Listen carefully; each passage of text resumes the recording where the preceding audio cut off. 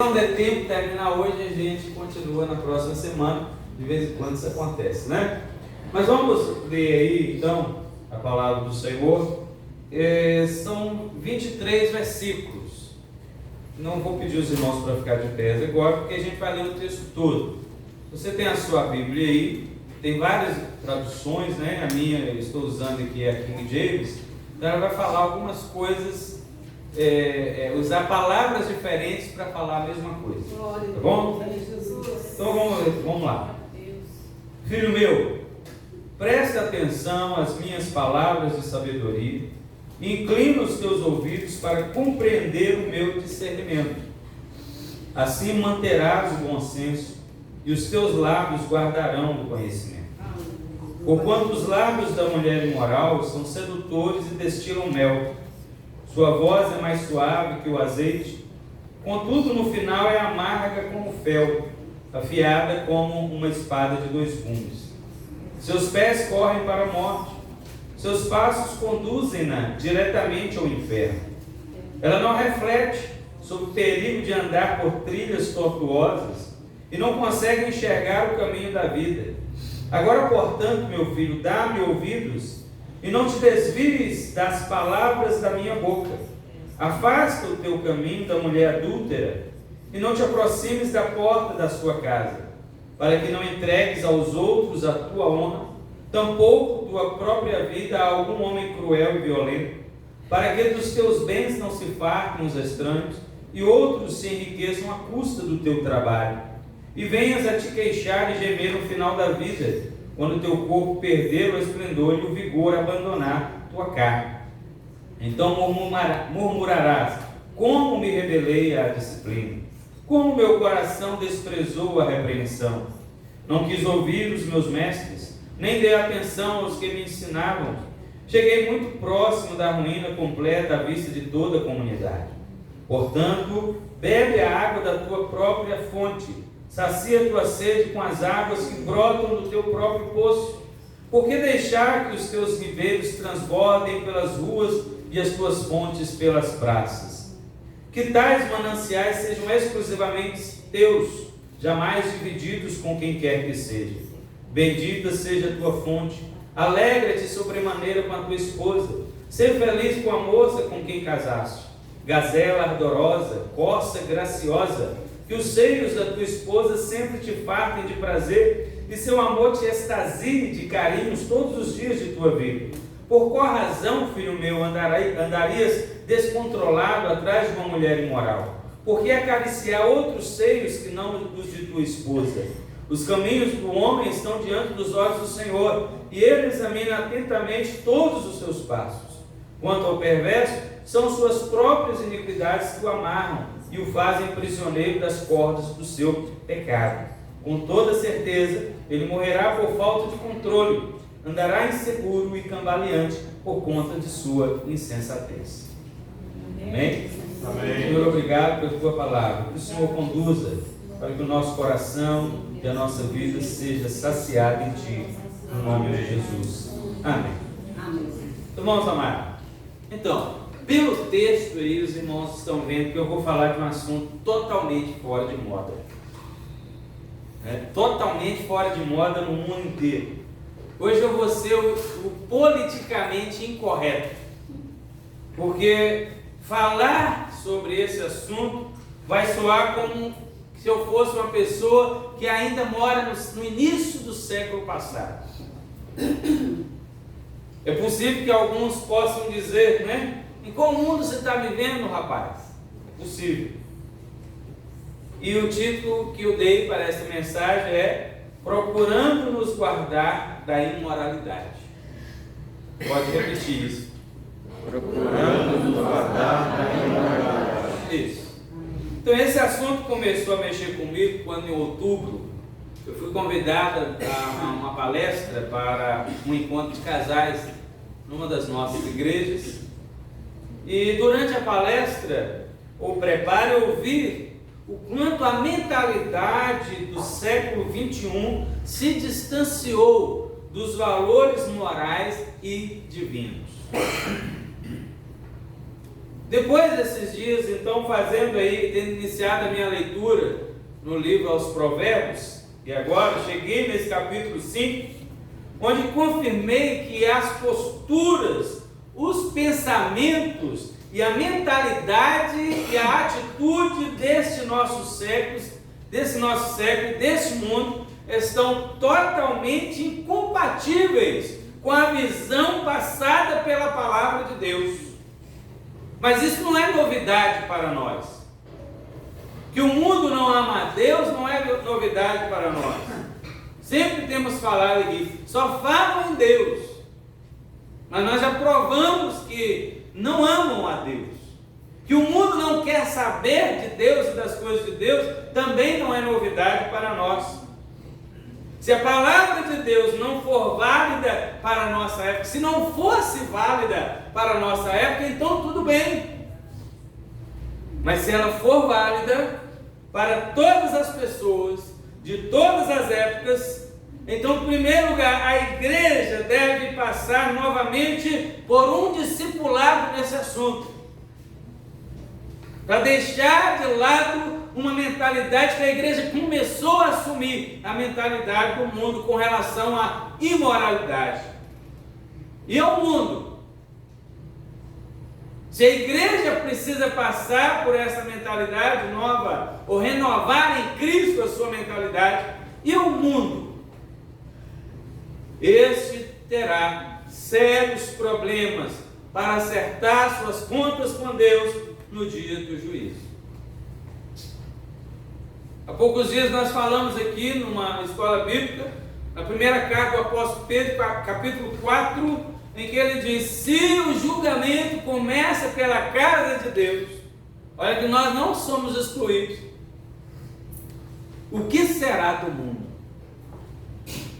O que será daquele que rejeita a palavra de Deus? Aqui em Provérbios mesmo, lendo um pouquinho mais para frente, eu não anotei, mas está aqui o último versículo do capítulo 11, é o último versículo, capítulo 11, verso 31, na minha diz assim: se mesmo o justo é corrigido em sua caminhada na terra, quanto mais o ímpio e o pecador. Olha aí, eu não sei como é que está na sua versão aí, lê uma versão tradicional aí, por favor, para mim. Se o justo é punido na terra, quanto mais o perverso e o pecador. Isso, é a mesma coisa. Você está vendo aí, meus irmãos? Se a palavra de Deus for verdadeira, é isso que eu quero dizer, se ela for válida ainda para o nosso tempo, então nós precisamos estar renovando a nossa mente, como diz o apóstolo Paulo no capítulo 12 dos Romanos, verso 2: não vos conformeis com este mundo, mas transformai-vos pela renovação do vosso entendimento, ou da vossa mente, para que experimenteis qual seja a boa, perfeita e agradável vontade de Deus. Ou seja, a vontade de Deus é assim, mas não é todo mundo que vê a vontade de Deus assim, como boa, perfeita e agradável. Por quê? Porque ele precisa passar pela renovação da mente, para pensar como Deus, para ter a mesma visão de Deus. Senão vai achar estranho os preceitos de Deus. É isso que o apóstolo Paulo está dizendo. Se você não renovar a mente, se você não passar por esse processo de transformação, você não vai experimentar a vontade de Deus, ou quando ela vier, você não verá ela como boa, perfeita e agradável. Mas nós temos em primeiro lugar aqui um choque de atenção a quem esse texto está sendo dirigido.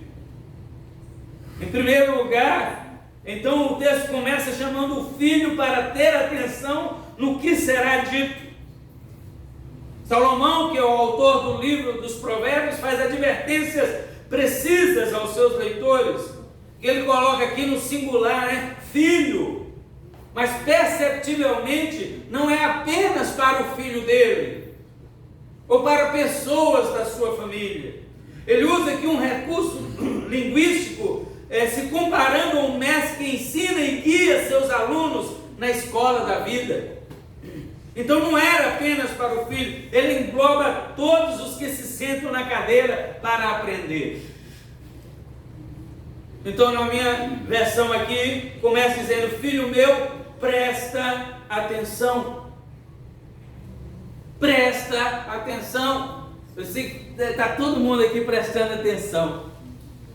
Eu me lembro, quando eu era criança pequena, lá em Picaraí. Tá bom? Minha mãe diz isso. Quando alguém chegava para ela e perguntava se eu era uma pessoa quietinha dentro da sala de aula, porque minha mãe deu algumas aulas para mim lá na escola, na terceira, na quarta, quinta série. Ela dava algumas aulas de ciência, né? Era minha professora de ciência. Aí alguém chegava e perguntava: ô Dida, esse Charles é quietinho dentro de sala? A mãe fala hoje, né? Ela fala assim, ó: dentro de sala ele não era bagunceiro, não. Dentro da sala. Mas você olhava ele lá, menino, e ele estava longe. Ele não estava prestando atenção na aula. É isso que ela fala de mim. Eu realmente não me lembro. Mas ela fala isso de mim. Que eu ficava lá assim. Mas não é assim às vezes? Às vezes acontece com a gente dentro da igreja também. Você olha assim e tem gente em outro planeta. Ô, irmão, terra chamando. Né? Você está pregando, você está vendo, tem uns que estão pensando na vida. Pode até estar olhando na sua direção, mas está totalmente alienado para o que está sendo dito. Então está dizendo aqui: filho meu, presta atenção. E junto com presta atenção, na Bíblia diz assim: inclina os teus ouvidos. Presta atenção e inclina os teus ouvidos. Irmãos, são duas posturas que o filho está sendo convocado a ter: prestar atenção e inclinar os ouvidos. Qual a serventia de se dar um conselho a quem não está prestando atenção? Para nada. Então aqui nos mostra a importância de chamar a atenção daquele que ainda vai receber o conselho. A nova tradução na linguagem de hoje diz assim: preste atenção. Não somente ouve o que está sendo dito, e não somente leia o que está escrito, mas dedica a tua mente a isso e pondera diligentemente. É isso que quer dizer o texto. Bom, de vez em quando vocês falam amém, tá bom? Amém. Isso é o mesmo que o Senhor está fazendo conosco, irmãos. Você está prestando atenção nas palavras dele? Glória a Deus. Mas alguém pode dizer, mas é necessário que se requeira a atenção assim? É mais do que necessário, pois atualmente, amados irmãos, há muitas vozes, né? Várias vozes hoje no mundo, de todos os lados você encontra e escuta vozes chamando a todos, cada uma voz dessa falando coisas diferentes, tirando a atenção das pessoas para comprar a sua própria ideia, de maneira que tem ficado mais difícil discernir entre a voz do conselho sábio da voz do conselho insensato. Por isso esse apelo é mais que viável para dias como o nosso. Pela própria experiência de vida e também pelas Escrituras, ficamos sabendo que o ouvir com atenção precede o crer. Não é isso? Primeiro você ouve, primeiro você vai ser ensinado e aquilo vai entrando no seu coração. Não é isso que a Bíblia diz? Amém. O que a Bíblia diz sobre o crer? É isso. A fé vem pelo ouvir. E o ouvir do quê? A palavra de Deus. Glória a Deus. Eu estou gastando essa andação aí não. Então é justo que a pessoa seja convocada a conhecer as opções para fazer uma escolha responsável. Mas para que faça essa escolha responsável, precisa haver juízo sadio e discernimento espiritual. Temos motivos para dar graças a Deus pelo fato de a Bíblia, que é a palavra de Deus e não de homens, apontar firme e sabiamente a direção certa. Você acredita nisso? Amém. A Bíblia é a palavra de Deus, não é a palavra de homem. A minha e a palavra de qualquer um nesse mundo pode falhar. Por mais que a gente às vezes se esforce, nós podemos falhar, vamos falhar. Não temos às vezes disposição, né? Ou acontece alguma coisa externa e nós não conseguimos cumprir nem sempre com a nossa palavra. Mas Deus não é homem para que minta, nem filho do homem para que se arrependa. Ele não volta a sua palavra atrás. Ele é Senhor e Ele é o mesmo ontem, hoje e será eternamente.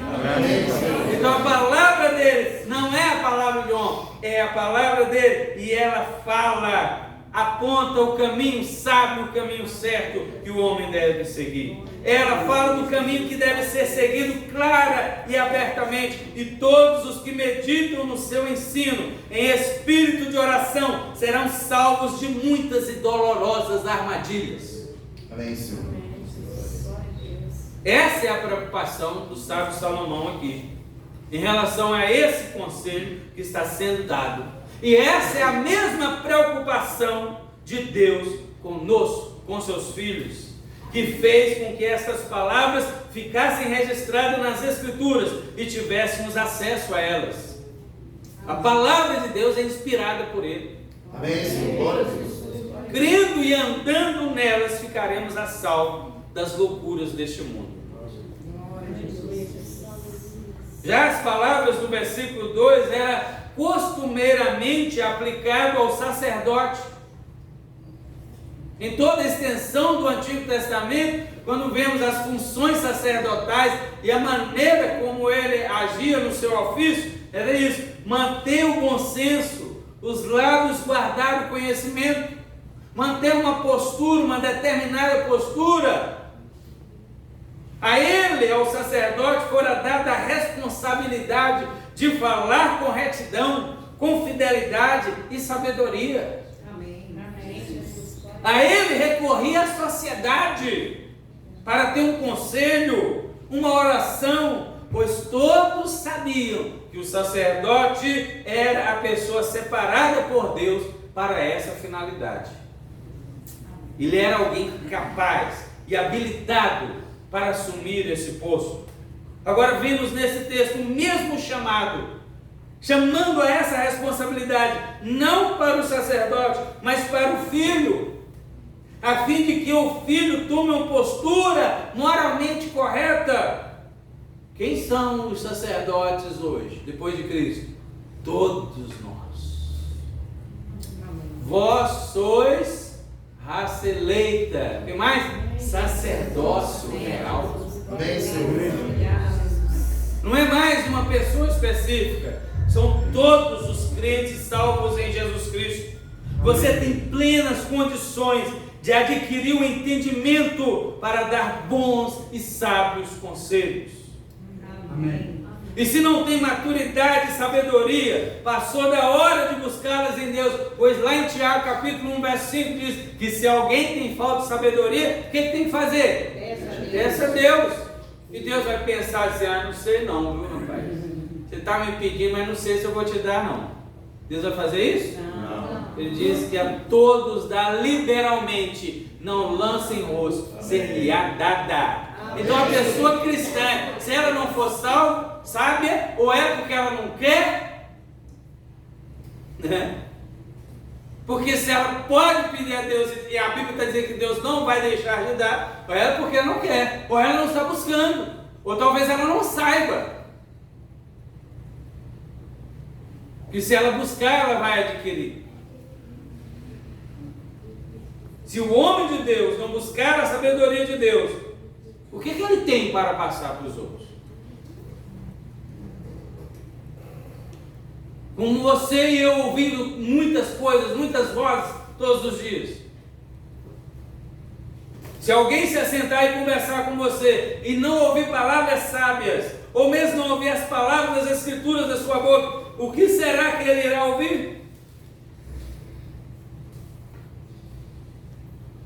O que você e eu estamos aprendendo ou temos aprendido?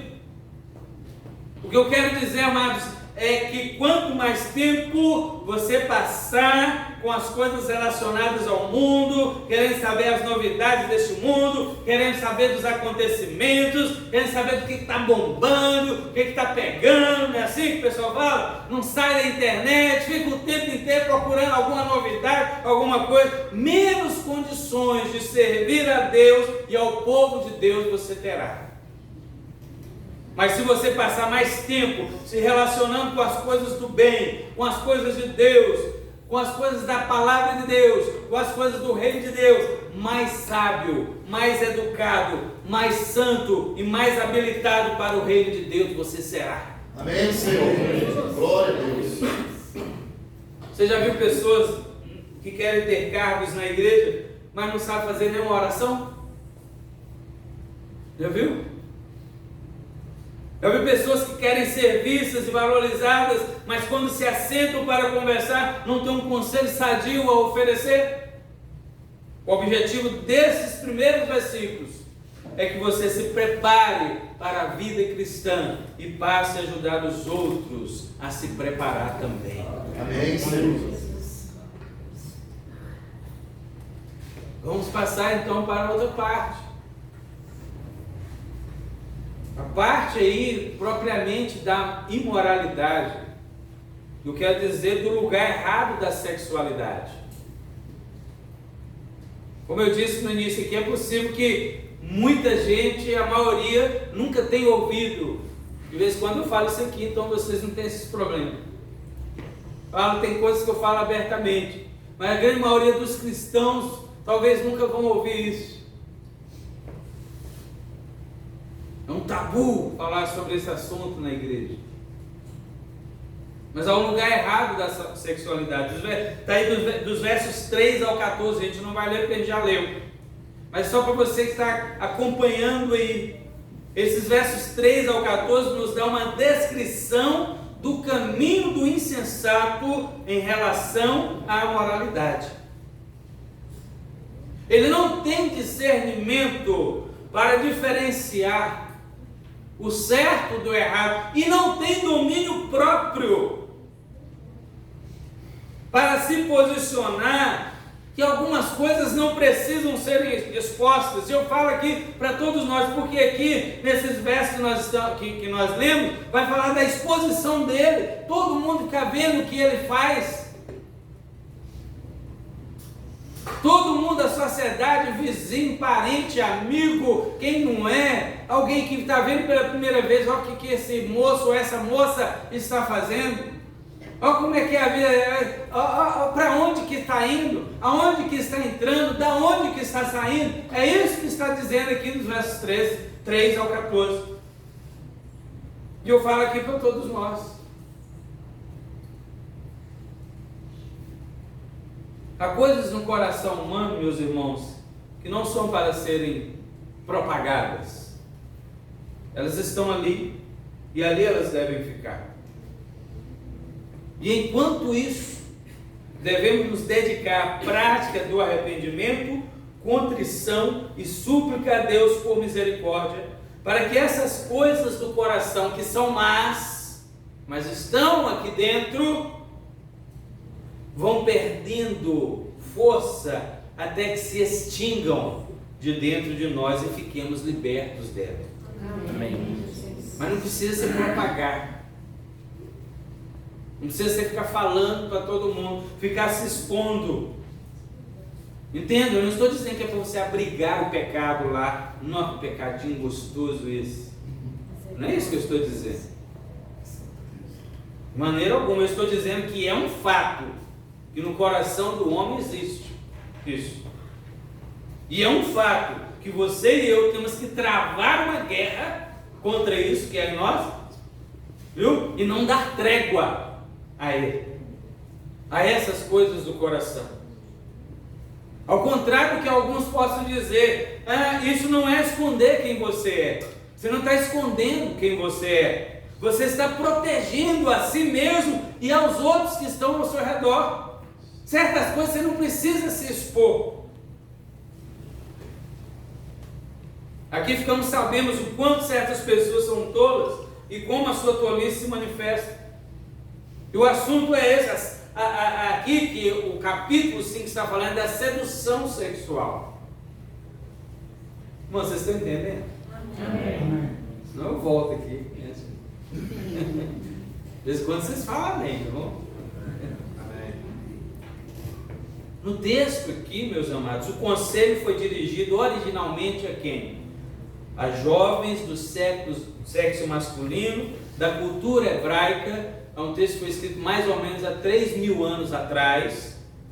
Mas sem nenhuma sombra de dúvida, estes mesmos conselhos podem e devem ser aplicados indistintamente hoje a homens e mulheres, a jovens masculinos e jovens femininos, da nossa sociedade ocidental, ambos os sexos e a todas as idades. Amém. Porque nós vivemos agora numa era que se chama a era da liberdade, não é isso?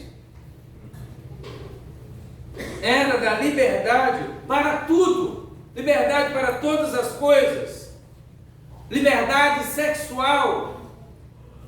E nós temos todos os dias em larga escala prostituição, adultérios, o homossexualismo e as suas facetas, né? Hoje de manhã a gente falou isso. O que é transgênero, transexual? Eu não sei. Eu nem sei se eu quero saber. Tá bom? Se alguém sabe, nem me diga por enquanto.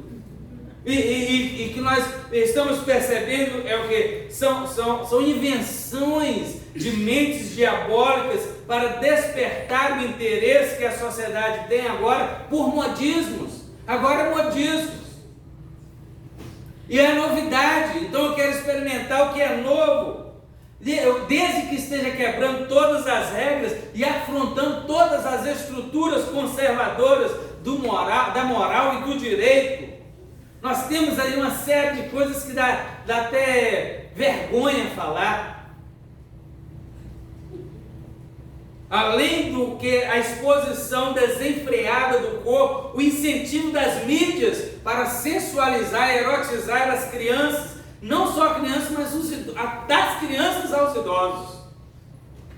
Enfim, a sensualidade está ditando as regras e os princípios da sociedade.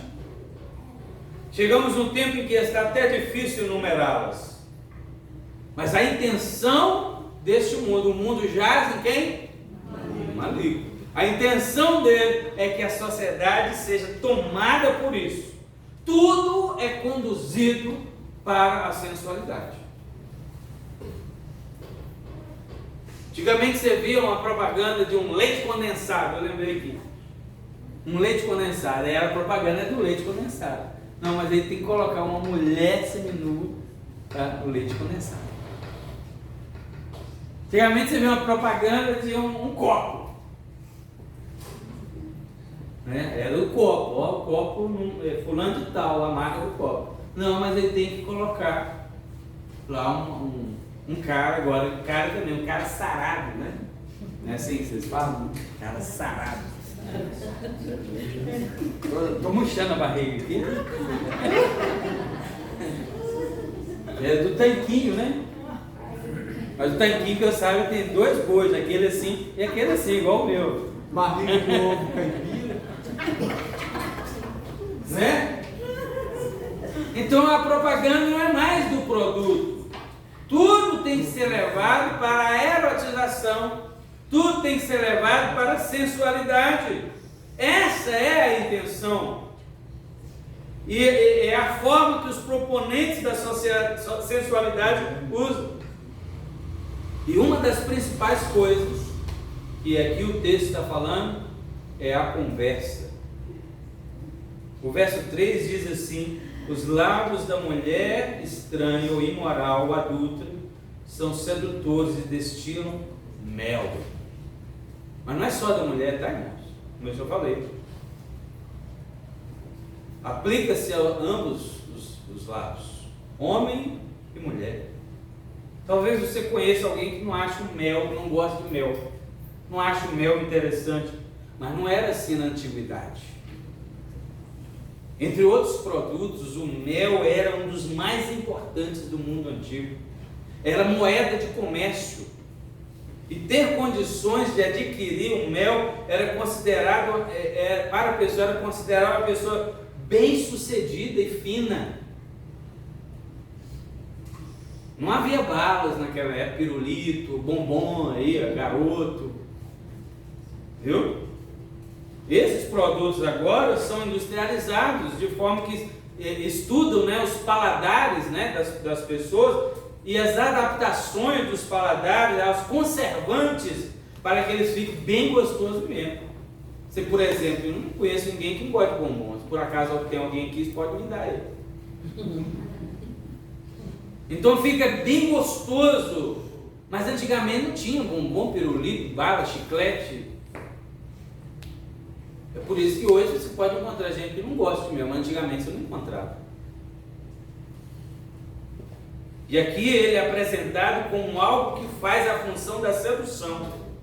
E quão doce e agradável ele é.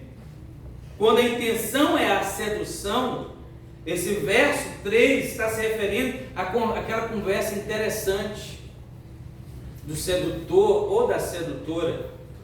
Aquela conversa que parece compreensiva, agradável, se estabelecendo entre duas pessoas. Vocês estão entendendo, meus amados? Amém.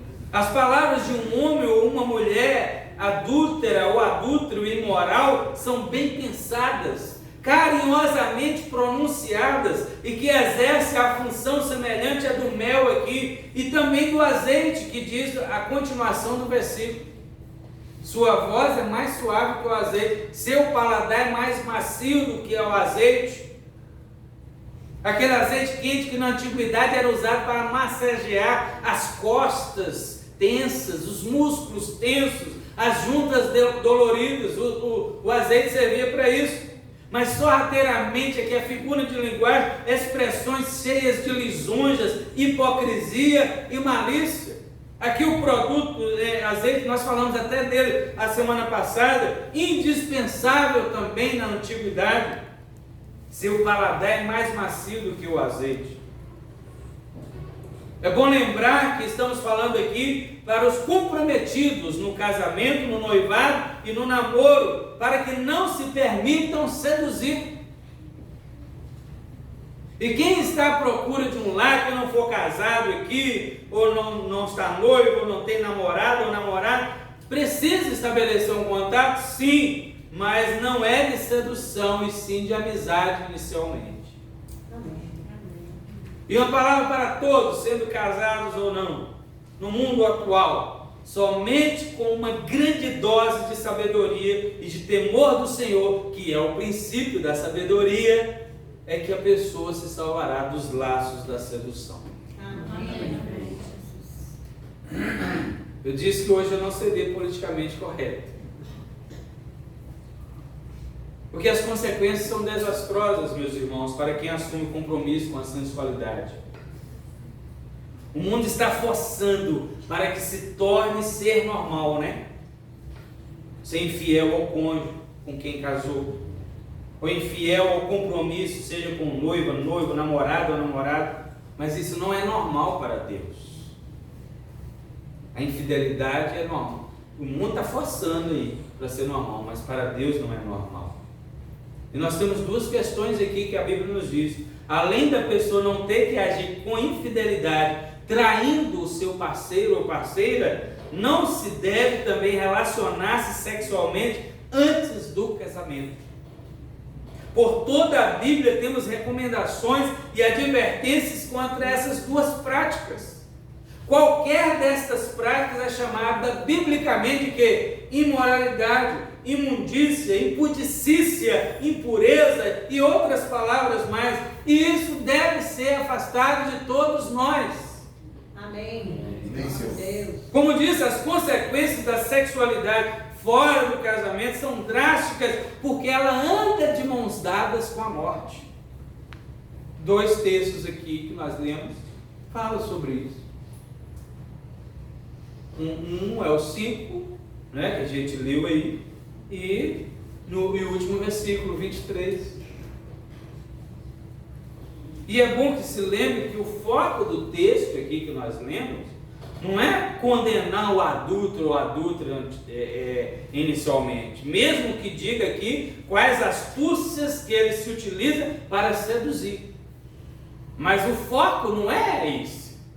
As palavras do texto são dirigidas para o filho, para que ele se comprometa com a sabedoria, que a sabedoria leva ele a ter o temor do Senhor. Amém. O texto é um conselho para que se desvie do caminho da imoralidade. Indiretamente ele é contra a imoralidade, mas diretamente o texto não está falando disso. Veja bem, a imoralidade existe? Sim. Ela vai deixar de existir? Não, enquanto Jesus não voltar, ela não vai deixar de existir. Cabe ao sábio fazer o quê? Desviar-se dela. Amém. Não há promessa na Bíblia de que Deus vai acabar com a imoralidade antes da vinda de Jesus. Não. Não adianta orar, Senhor, acaba com a imoralidade deste mundo. Não. Como é que você vai ser provado? Como é que você vai ser testado? Como é que você vai ser tentado? Deus vai dizer, se eu acabar, vai ficar fácil para você. Deus vai falar, vamos lá, vamos acabar com ela. Deus faz ela se acabar na minha e na sua vida. Amém. Mas não ao redor. Glória a Deus. Não externamente.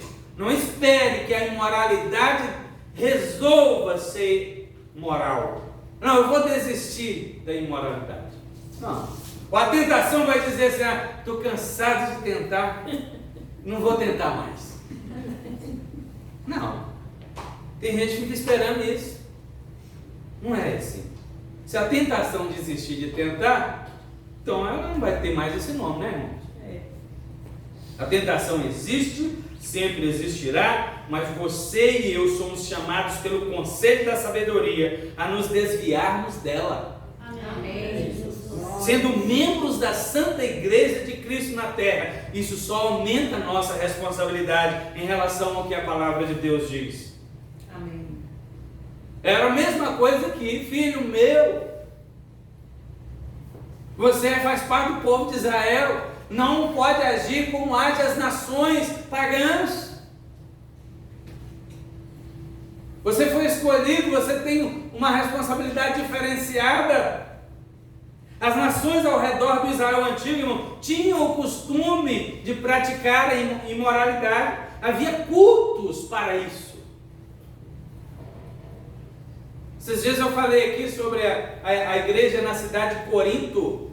Como é que Paulo conseguiu fundar uma igreja naquela cidade? Corinto era tão imoral, mas tão imoral, que falar assim, vamos corintinizar, ou corintizar, era a mesma coisa de chamar para ser imoral. É sair para as orgias.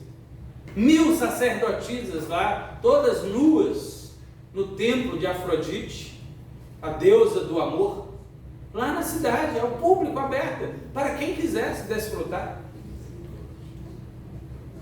É fácil plantar numa igreja, num lugar assim? Não é fácil. Mas o povo de Israel tinha isso. Para Israel, na qualidade de povo separado de Deus, esse pecado era especialmente grave. Da mesma forma, a igreja, que é o verdadeiro Israel de Deus hoje, deve igualmente considerar a gravidade dos pecados da imoralidade e fugir deles. Amém. Não tem ninguém, irmãos, forte. A imoralidade é mais forte que Satanás. A Bíblia fala assim, resistiu o diabo e ele... Mas quando fala na tentação, que fala fugir da imoralidade. O diabo foge da gente e a gente foge da imoralidade. Porque se você tentar enfrentar, você e eu caímos. Está vendo? O diabo também é limitado. Agora ele usa da imoralidade para fazer cair o povo de Deus. Estão entendendo? Amém. Temos aqui então nesses versículos várias palavras do 3 ao 14 que são sinônimas das consequências de se entregar ao mundo da sensualidade. Vimos aí o absinto, né? Aparece nas versões, no meu apareceu o mel, ou o fel, né? O verso 4. O absinto era um extrato lá de ervas que se fazia na antiguidade, era o mais amargo que se conhecia. E era usado no tratamento de problemas de estômago, intestino, de fígado, de rins, esse tal de absinto aí. Hoje colocaram até um nome de perfume assim, né? Parece um perfume com esse nome, mas não era nada perfumoso não, era um negócio terrível, viu? Quem é leite de magnésio, alguém já é dessa época aí? Leite de magnésio? Pois é, eu também, viu? Você está doido, misericórdia.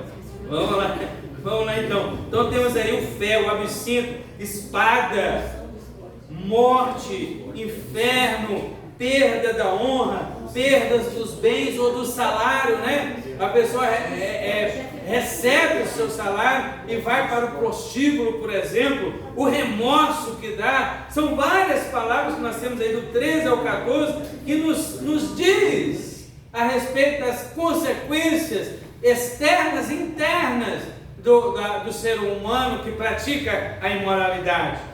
Não tenho a intenção de falar sobre cada uma delas, expondo o caminho de perdição ao qual a imoralidade conduz, mas apenas quero salientar que o fim dela é a morte. Irmãos amados, talvez você ou alguém pense que não é bem assim. Com a imoralidade vivendo amistosamente em nossa sociedade, dificilmente alguém se envereda pelo caminho da sensualidade e aparece por aí morto, né? Está todo mundo fazendo, está normal, ninguém vai ficar matando ninguém por causa disso, mas não é bem assim. E eu não vou nem falar da morte física.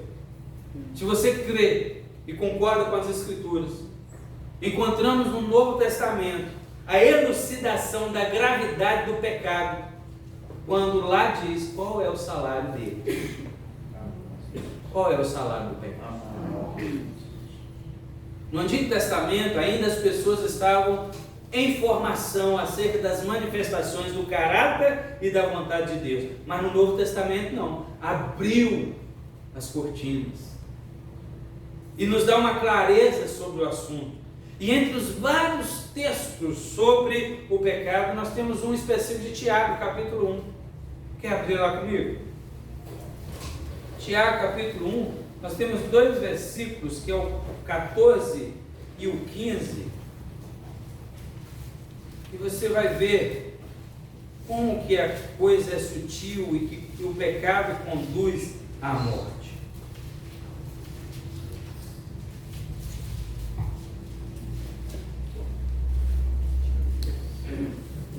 Só no 13, para a gente pegar a ideia completa do que nós queremos dizer: ninguém ao ser tentado diga, estou sendo tentado por Deus. Achou aí? Amém. Ora, Deus não pode ser tentado pelo mal e não tenta ninguém.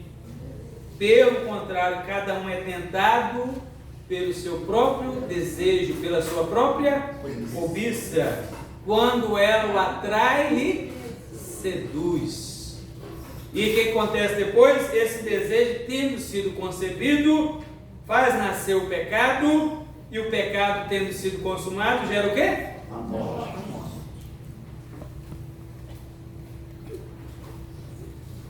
No verso 14, ele conduz o leitor para o primeiro estágio da morte, que é a cobiça. Chama-nos a atenção aqui o quê? O diabo, Tiago não fala do diabo hora nenhuma aqui. Não é o diabo, é a cobiça, é o desejo. Tiago não está sabendo do diabo. Tá sim.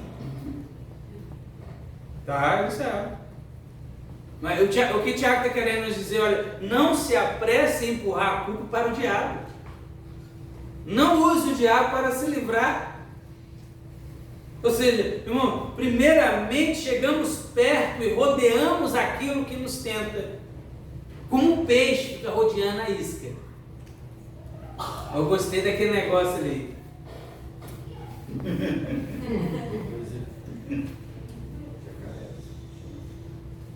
Eu trabalhei no setor de óculos, né, a última vez, e algumas pessoas que eu conversava diziam: não, você leva esse óculos aqui, porque quando você estiver na praia, você coloca assim, a sua esposa não vai ver para que lado você está olhando.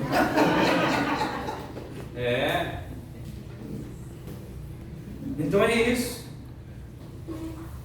Primeiro é isso, o peixe é apenas atraído pela isca e somente nada ao redor. Ele não foi fisgado ainda. Mas você consegue observar que dificilmente ele vai embora? Ele já viu a isca. Também nós ainda podemos ser preservados de ser fisgados. Ainda estamos soltos para fugir da tentação, refugiando-nos em oração no Senhor. Mas aí nós temos agora o segundo estágio do texto aí de Tiago. A cobiça concebeu. Demos espaço para o desejo em nós. Não fugimos para o Senhor em oração. O pensamento foi tomado e começou a imaginar. Aconteceu a incubação, que ainda não foi manifesta exteriormente, mas é questão de tempo. O peixe abocanhou a isca, foi fisgado, engoliu o anzol, está ainda nadando, mas está com o anzol na boca. Quando toleramos uma ideia ou um desejo por tempo suficiente em nós, aí a gente passa agora para o próximo estágio, o terceiro. Cobiça e pensamento geram ação. O pecado, uma vez consumado, gera a morte. Você está vendo que o pecado gera morte? Como que é? Nem sempre é a morte física. Aconteceu o puxão com a vara de pesca e o peixe sai voando do ambiente de vida para o ambiente de morte. Essa é a morte no pecado. Se formos pensar friamente, o ato mais perigoso nem é o fato de o peixe ter abocanhado a isca, mas é o que? Por meio dela, o inimigo amarra o ser humano, o crente, amarra a si e vai afastando-o da comunhão com seu Deus e com Jesus Cristo no seu ambiente de vida. É isso que faz o crente pensar que ele não está morto. Como é que você está, irmão? Não, estou bem demais. O pessoal não saiu da igreja, mas está curtindo uma vida pecaminosa. Foi fisgado e está ali, ó, o anzol está sendo levado para lá, ou ele vai para lá, e quem é pescador, né? Quem é pescador aí como eu, que pesquei uma vez na vida, né? Mas me ensinaram isso, né? Você cansa o peixe, você faz com que ele pense, né? Se o peixe pensar, você faz com que ele pense que ele está no comando ainda. Então ele vai para lá, você vai com o anzol para lá. Ele vai para cá, você vai com o anzol para cá. Mas você não deixa ele ir para lá muito tempo. E uma hora, quando ele cansar, você puxa ele. E aí, já era. Ele foi pego. E é isso. É isso que o faz pensar que ele não está morto espiritualmente. E é com isso que temos visto muita gente brincar. Se você foi fisgado, meu irmão, antes de ser puxado da água, dá tempo ainda pedir a Jesus misericórdia. Só Ele é capaz de retirar novamente a isca e o anzol que já foram engolidos. Amém. Isso é o que Salomão está tentando evitar ao dar esses sábios conselhos a nós, através dessas palavras escritas por inspiração de quem? Do Espírito Santo. Isso é o que Deus está buscando evitar ao nos dar da sua santa palavra. Amém, Senhor. Mas vamos para a última parte agora. O lugar certo da sexualidade. Tendo falar desse tanto de coisa, tipo negativa, né? É certo o homem, o ser humano desfrutar dos prazeres da sexualidade? A resposta, irmãos, é um sonoro sim. Digam graças a Deus. Graças a Deus. Oh, glória. A sociedade alienada de Deus e que não quer nem mesmo saber o que ele diz acerca do assunto, parte de pressupostos mentirosos para destituir as pessoas de pensarem no que é correto para as suas vidas. E ultimamente ela tem colocado a igreja como a causadora de muitos males na sociedade. Porém, um argumento que ninguém pode se esquivar é que na igreja não se aprende a prostituir, aprende? Não. Na igreja não se aprende a se drogar, aprende? Não. Na igreja não se aprende a matar, nem a mentir, nem a roubar, nem a fumar, nem a embebedar, nem a brigar. Se aprende? Não. Na igreja se aprende a ter responsabilidade? Sim. Veja se a igreja mesmo tem destruído a sociedade. Entre as acusações está que o crente considera pecado o ato de gozar a felicidade pelo prazer sexual. Será isso mesmo? Eu admito que em épocas anteriores a igreja tinha algumas reservas sobre esse assunto, mas isso era uma herança da igreja romana, que desde a Idade Média a igreja romana resolveu valorizar o celibato mais que o casamento. Viu? E isso foi passado, essa tradição, para o mundo onde a igreja católica colonizou, né? Junto com a colonização, foi passado. Mas biblicamente não é assim. Claro que determinados assuntos nós não podemos tratar com leviandade e é preciso escolher palavras para falar sobre isso, para evitar a banalização, porque a sexualidade, o ser humano foram criados por Deus, para se ter entre não só filhos, a procriação, mas o prazer também era uma finalidade.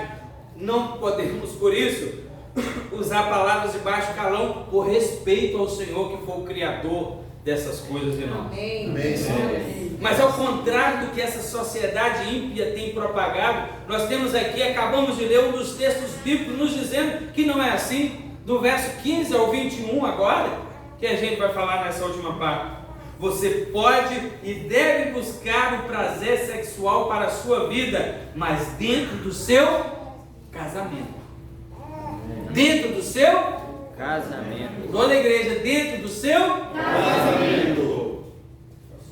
O verso 15 está dizendo, olha aqui, da fonte e do poço que são só seus. Irmãos, fonte, poço, cisterna. Atenção, numa região árida como é o Oriente até hoje, né? Um poço, uma cisterna era um bem muitíssimo valioso e que devia ser resguardado. Irmão, você que está com sua esposa, olha para ela aí. Irmã, você que está com seu marido, olha para ele aí. Essa cisterna é só sua, varão. Eita glória. Esse poço é só seu, varão. Glória a Deus. Glória a Deus. Terra.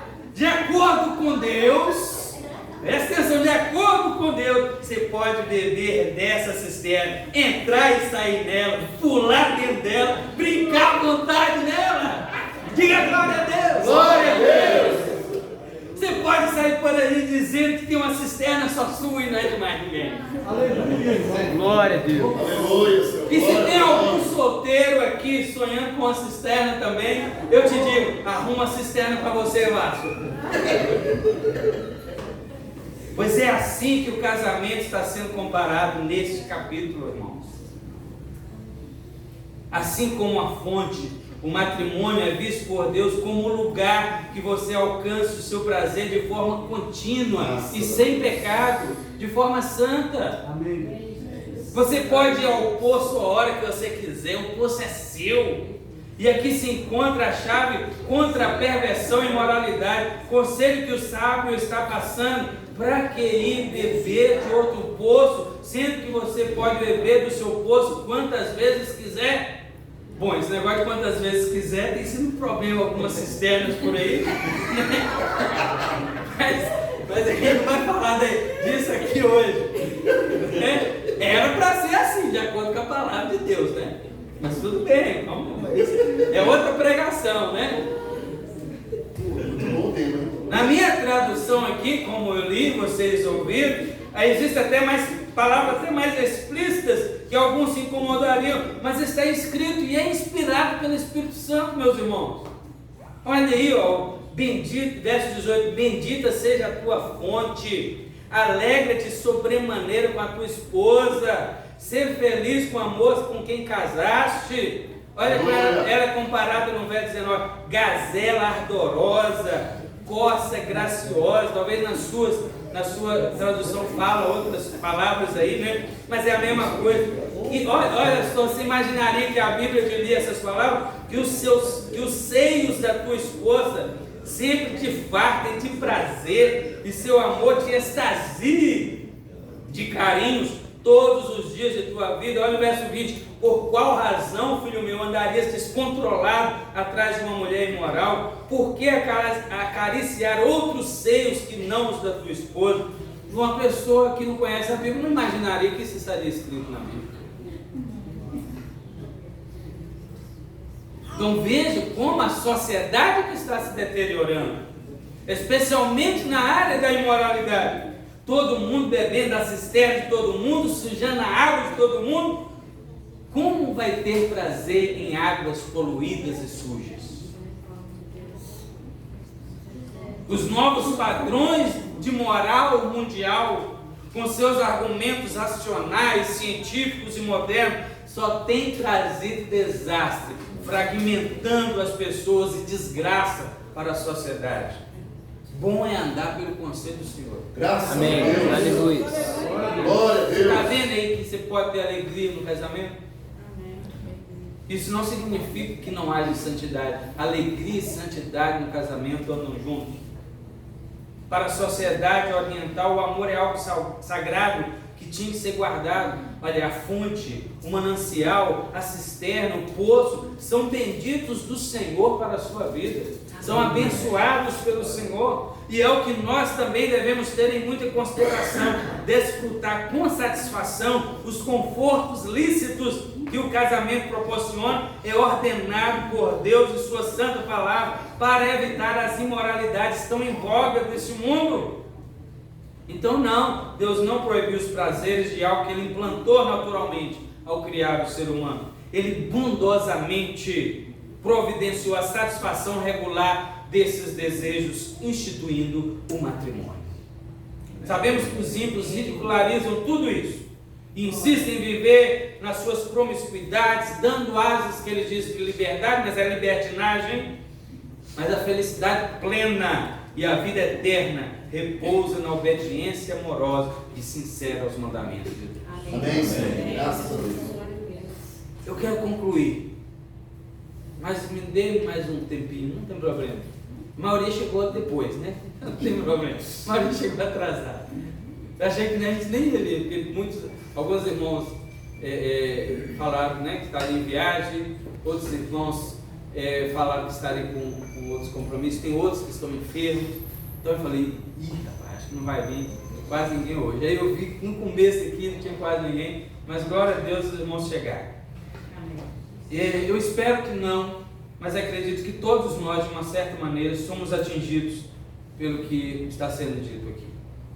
E eu quero diferenciar para a igreja algo que pode parecer complicado, mas não é. A postura para a qual a igreja foi chamada não é apenas deixar de praticar pecados. É até impossível você deixar de praticar pecados. Como se você é um ser humano, né? A natureza pecaminosa está em nós. Fomos vendidos ao pecado. Por mais que o ser humano se esforce, não deixará, não conseguirá deixar de cometer pecado, né? Viver na prática do pecado, a igreja, né? Cometer pecado. E o que resta nesse caso? Arrepender-se, né? Confiando na obra de Jesus. Mas como eu estou dizendo, não é a postura principal da igreja. Sabe qual que é a preocupação principal da igreja? Romanos 12:2 que eu falei lá no começo. Transformar pela renovação do vosso entendimento, da vossa mentalidade. E eu quero explicar à igreja isso aqui, embora a gente fale muitas vezes. Quando a Bíblia fala essa expressão aí, conformar, não vos conformeis com este mundo ou com este século, ela quer dizer entrar na forma do mundo. Eu sempre dou aqui o exemplo de água e do bolo. Quando você faz um bolo, você pega como é que é o nome? Uma forma que é redonda, o bolo sai quadrado? Não. Mas quando você pega uma forma que é retangular, o bolo sai retangular. Se você colocar uma forma, a massa do bolo aqui, por exemplo, ele vai sair assim, nessa forma redonda de um circular. Isso é conformar, isso é amoldar. Não vos conformeis, não vos amoldeis a este século, a este mundo. Para que serve o molde de uma costureira, por exemplo? Para que ela não recorte os outros pedaços de pano diferentes, não é isso? Todos os cortes saem iguais ao molde. E é isso que as Escrituras estão dizendo, para não fazermos com o mundo. O processo de adequação ou conformação do modelo que está sendo mostrado e usado no mundo é distorcido do modelo divino. Quando você está sendo amoldado no molde do mundo, não vai se encaixar no molde de Deus. E é aqui que descobrimos porque certos cristãos, depois de tanto tempo de caminhada, se afrouxaram na fé. Ele nunca se encaixou no molde divino, no molde divino. Aí o que acontece? Ele fala igual ao mundo, ele pensa igual ao mundo, mesmo que ele não faça tudo que o mundo faz, mas também não reprova as ações do mundo e o modo de vida do mundo. Eu não sei, meus irmãos, mas eu tenho observado uma mudança de mentalidade na minha igreja, tendendo a concordar com o que o mundo pensa, especialmente nessa área da imoralidade. Tanto divórcio agora acontecendo na igreja, tantos casais e namorados que não veem pecado relacionar-se sexualmente, a desvalorização e até a ridicularização da virgindade entre os que não são casados, ou entre os jovens, né? No meio da liderança também, eu tenho ouvido pontos de vista, opiniões diferentes ao que diz a Escritura. Devemos esperar o contrário. Quanto mais tempo na vida cristã, mais sábio, mais santo, mais fiel nós deveríamos ser, sim ou não? E o contrário também é verdade. Quando você está sendo amoldado no molde de Deus, você não cabe no molde do mundo. Todos os pecados que se cometem se tornam estranhos porque eles não estão se encaixando no molde celestial que nós fomos colocar. A gente tem pecado, mas quando peca assim, quando vem aquele negócio, você fala, nossa, isso aqui é esquisito. É porque você está no molde de Deus. Louvado seja Deus. É assim que o crente vai deixando os pecados. Ele não deixa os pecados primeiros para tentar se amoldar ao molde de Deus. Ao contrário, está ouvindo aí? Amém. À medida em que ele vai se encaixando mais e mais no molde divino, os pecados vão sendo sentidos como um intruso que começam a incomodar. É como uma pessoa que vai se tornando mais velha e seu paladar pelas coisas vai se apurando. Eu, por exemplo, né? Aqui os cabelos brancos. Cadê meu neto? Tá. Né? Já sou velho. Velho e farto de dias. Né? Mas determinados alimentos que antes, quando eu era jovem, comia avidamente, com prazer, hoje eu já sinto um gosto estranho. Tem hora que eu sinto um gosto conservante, acidulante. O gosto real não é esse. Eu sinto o gosto que eu não sentia antes. Mesmo na época eu comia adoidado. Aí eu começando a evitar esses alimentos agora. É o crente à medida em que ele caminha a sua caminhada cristã. A questão é a seguinte, amado: nossa mente nunca deve permanecer aberta à maré de pensamentos sugestivos que sempre procuram nos assolar. Como antes, o vigia de uma cidade fechava as portas quando ia escurecer, estava começando a escurecer. De igual modo, nossa mente deve ser vigiada a não brincarmos com a escuridão, com o anoitecer, senão a escuridão entra na nossa vida, na nossa fortaleza. Que deixemos Cristo ser o guardião da nossa mente. Seja você homem ou mulher, velho ou novo, não importa. Não nos conformemos com este século. Transformemos a nossa mente o nosso entendimento, para a gente experimentar a vontade de Deus. Amém. E ela tem 3 características, já falamos nisso: boa, perfeita e agradável. Se coloca no pé, vamos orar e agradecer a Deus. Obrigado, Senhor.